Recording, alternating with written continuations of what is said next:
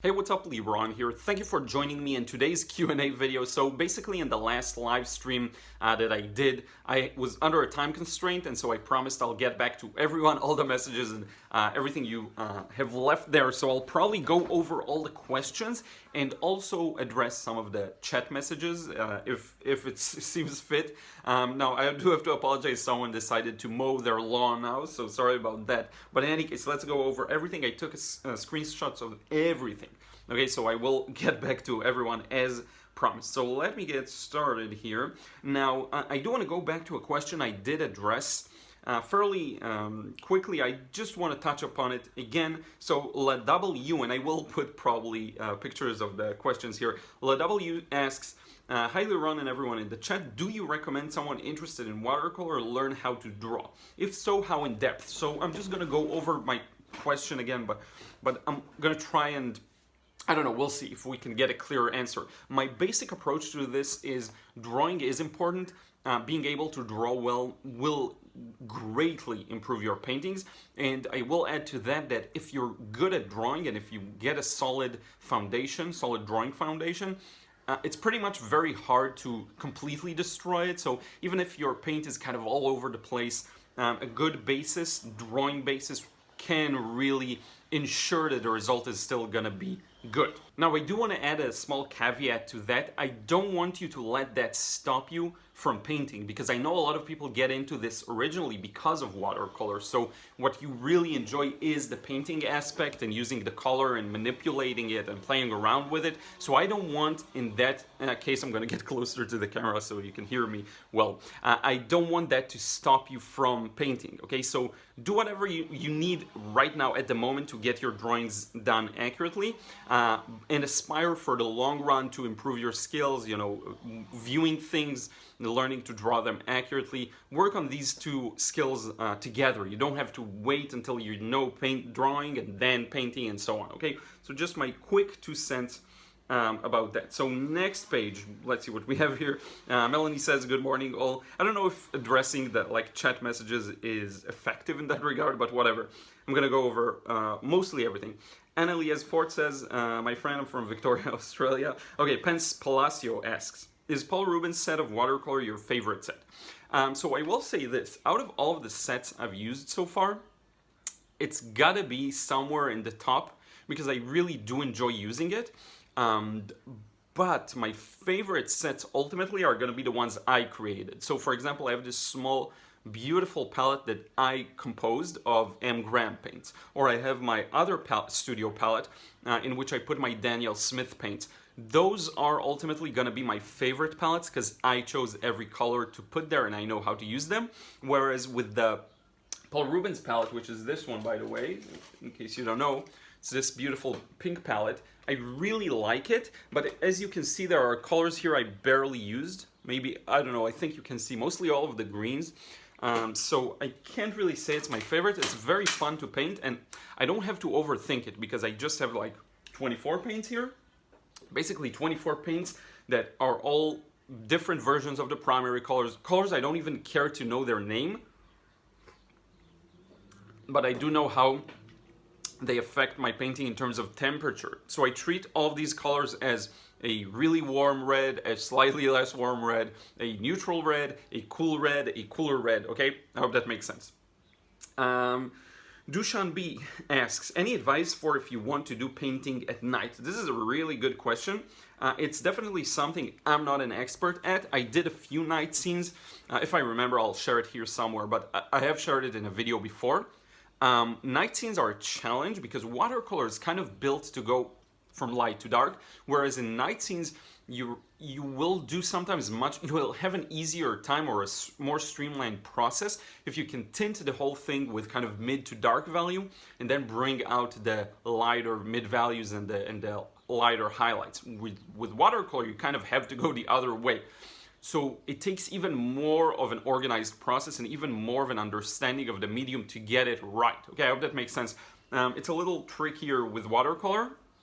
Well, what I will say is have a really good plan. Okay, have your reference in, if it's not plein air, have your reference photo in black and white as well. Carefully study the values really see what's fully dark and what's kind of mid-value, because it can be very misleading and it can be very tempting to just go dark on everything. On the other hand, you have to remember that watercolor dries lighter, so sometimes you may go too light when you want to go darker, okay? So that's really good, a really good thing to have in mind. Now, one more thing I will say, do some black and white studies, like do some pencil sketch studies of the scene before you start actually painting it.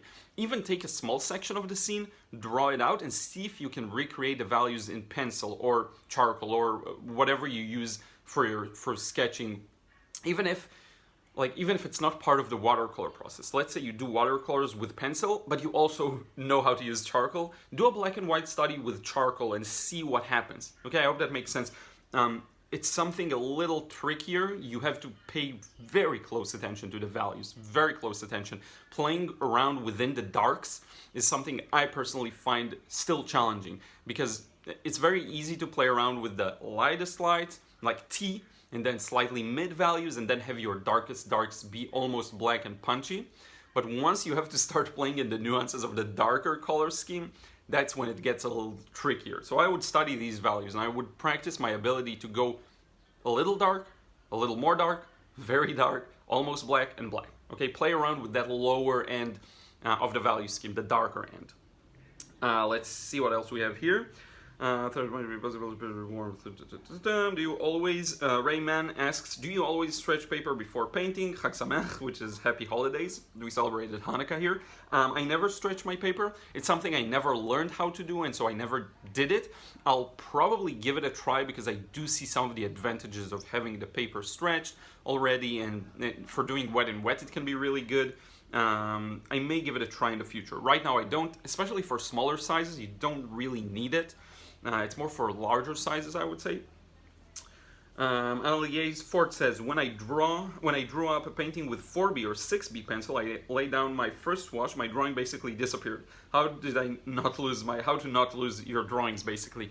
Well, if you're using a very soft lead, like a B, it will disappear. So the only way to remedy it is to either use something like a medium pencil, like this one, basically the normal pencil we all know, or to even use an H side of the scale, so a harder lead, if you really want those lines to show. Other than that, you can go over them after you do your first wash, but it's a little harder to draw with pencil over paint. I'm sure some of you have experienced this. Sorry for all of the noise from outside. Wasn't planning for this. Got everything set up, started filming, and bam, all the noise. So they're cleaning the street, whatever. Basically, the only way to remedy it, I think, is to use a harder lead. And drawing over an existing wash is hard, because the paper is less primed to take the pencil. Okay. Paris D. Black, Liron, for the person who asked about inexpensive watercolor paint, if they're in the US, Hobby Lobby always has a weekly 40% off coupon, sometimes a 50% off weekly special. So that's a good thing to have in mind if you're in that situation. Itamar Shani says, a great way to get better with composition is through exercising photography. Compose your subjects within the frame. That's actually a really good tip, and I should have thought of that myself, so you beat me to it. Yeah, that's a great idea. You can play around with the cropping, see how everything looks, and then paint based on that, or just work on that to improve your skills. That is so true. Take your phone, point the camera at stuff, and see what makes the best cut, in a way. That's a really good tip. Tarun Agarwal asks, sorry to ask again, but what was the name of the brush brand with uneven handling? I'm not sure what you mean with uneven. Oh yeah, I know what you mean. It's Tracy Lebenzon. It's Lebenzon brushes. I have this one. I have a bunch of them. And the uneven handling meaning this isn't perfect cylindrical shape, which is very good for keeping your hands, preventing fatigue, basically. So what I'm going to do is post a link in the description box below. Okay, you will see it. For the brushes, there is a coupon code called Liron, so just do Liron. You'll get, I don't remember the exact percentage, either 15 or 20 something in that ballpark. Okay, sorry for forgetting, but it's a really good offer. So be sure to check these out. Very high quality brushes. I highly recommend them. Sumitra Kshir Sagar. Hi Liron, I'm from India. I like your sentence. That is not the end of the world. Helped me a lot in painting. Wish you all the best. Thank you so much. Glorimar Wilson. I think by security issues, she meant COVID. Oh yeah. So a person asked basically about how to paint, be safe while painting outside. Other than the obvious stuff like a mask and all of that, I may avoid it if it's a crowded area. I won't do it right now. So everyone has to kind of set their own standards for that, but yeah. Hi Q Ghouls Draw. Hi, I'm new. I might sub if I'm satisfied. I hope you did sub. And you also say, I really want to try monochrome painting. Yeah, I have a bunch of videos on monochrome painting. Be sure to check them out. Mark Ohio says, if there is too much going on in a reference photo, choose a smaller, interesting section and crop it down to that. Perfect. A+ advice. I always say that too. It really can help. If you like a scene, very often you like a part of the scene too. So you just zoom in on that part and you may get something fun that you enjoy painting. That's very common. Let's see what else we have here. Blue Tea Art says hot pressed or cold pressed paper. So it will depend. Now I'm a big fan of cold press. I love the texture. I find that it's really good for plein air or for landscape painting, cityscape painting in general. I find it more forgiving because of the texture of the paint. I find that it tends to stay wet for longer almost. The paint stays on the surface for a little longer, which allows you to put a line, take your time with some other details, come back and touch it, and it will flow together really well. Whereas with hot press, I find that it tends to dry a little more unevenly. Now, the positive side of hot press is that it's a smooth surface. So if you're really trying to get smaller details and a higher degree of realism, especially I guess for portraits, stuff like that, you don't have the ridges in the paper, so the brush doesn't have to fight against that. I hope that makes sense. If you do things that are more illustrative style, maybe you do want that smoothness, so you can use maybe pen and ink later. There are many different things, considerations to have in mind. For the traditional, like most of my viewers, if you're doing the landscapes, cityscapes, impressionistic watercolor, cold press is a really good place to start. It's definitely my favorite. But yeah, that's my take on it. Try both. And I know a lot of art stores have samples that you can just take for free, depending on the brand. But I know Arch has, I believe, should have them. Stonehenge are really good, and they have some samples you can take and just try it out and see how you like it. You can also, like, here's a pro tip for you. You can email a couple of brands and literally say, hey, I'm doing this, that, especially if you're sharing your paintings, and just say, would you consider sending me a sampler? And some may just say, yeah, sure, we'll send you some paper to give it a try. Especially if you give the vibe that you will share it on Instagram, or if you have a YouTube channel or anything like that. But even if you don't, if you just share your art, some will send it, because it's a good marketing tool, and they all have sample sets to give out. Kelvin Zero asks, do you ship your watercolor paintings? If so, how do you make sure your painting doesn't get bent or smashed during shipping? Very simple. What I do is I have this piece of cardboard that I cut to the size of the painting. Depending on the size of the painting, you may need thicker cardboard. Like for me, what worked really well was, I think it was 4 millimeters, is like really good, really thick. I put that with the painting inside a plastic bag, like a hard type of plastic bag. I tape that down, and that I put within cardboard. And I put the entire cardboard in another plastic bag, even if it's large. The thing with that is, it will make sure your painting doesn't bend, because there are several layers of cardboard. I write on it, do not bend, but that's just an extra step. The 2 layers of cardboard, actually 3, because it's from both sides, from the outside and also with the painting together. And you have the plastic bags to make sure there is no water damage, which is also something to worry about. I've never had an issue with that so far. No water damage, no bending, nothing. If you really want to make sure it stays the same, you can use kappa board. I don't know what you'd call that.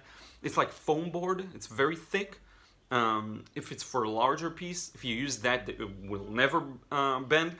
Now, the cardboard I use for the outside wrapping is very thick. I don't use the 1 layer. You know, there's this 1 layer cardboard where you can bend it very easily. I don't use that. I use the double layer. So basically you get double layer from each side. I may do a video on that at some point, but it's like double layer and double layer from the other side, and a cardboard together with the painting. And usually I've never had an issue with that. And I shipped like larger pieces, not huge, because huge you have to roll them. I have a huge painting over there. This kind of a thing you have to roll and put in a tube.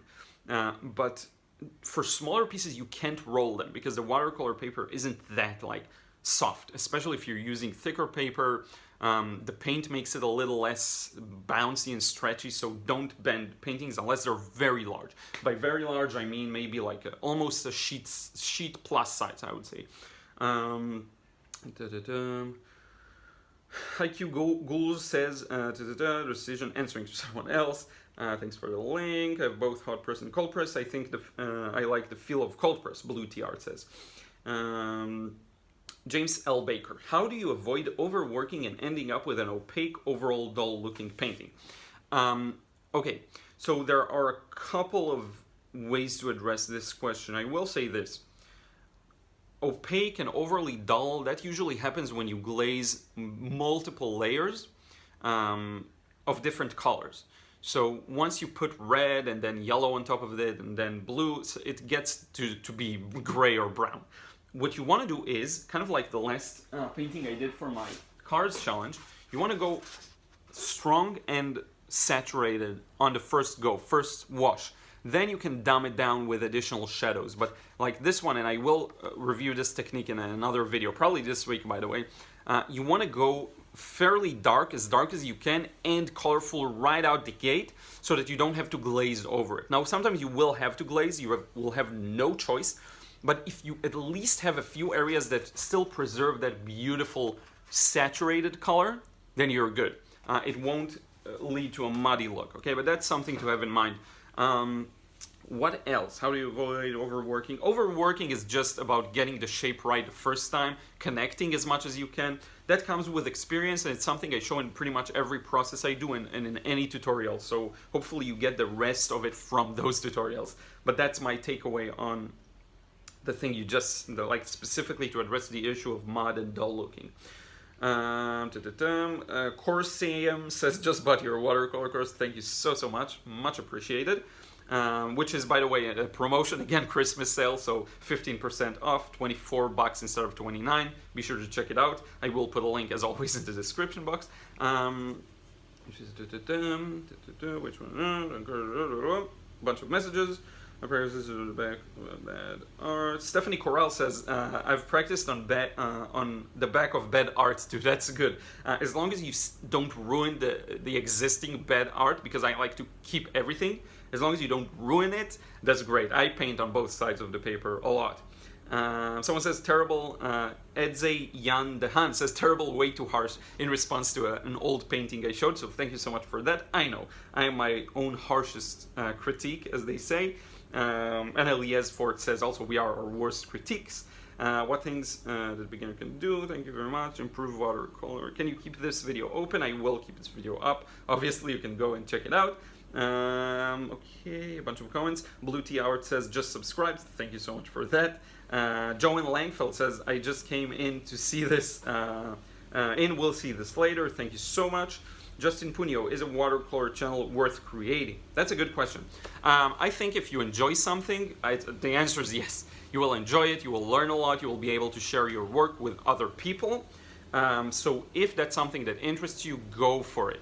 Will it take time to build it, to grow? Yes. Will it take longer than it took a few years ago? Yes, there's more competition, always. But it's better to start now, because I started in a time where some people would consider it too late, 2015. Some people got started in 2008, right out the gate when YouTube was out, or 2010, I don't remember.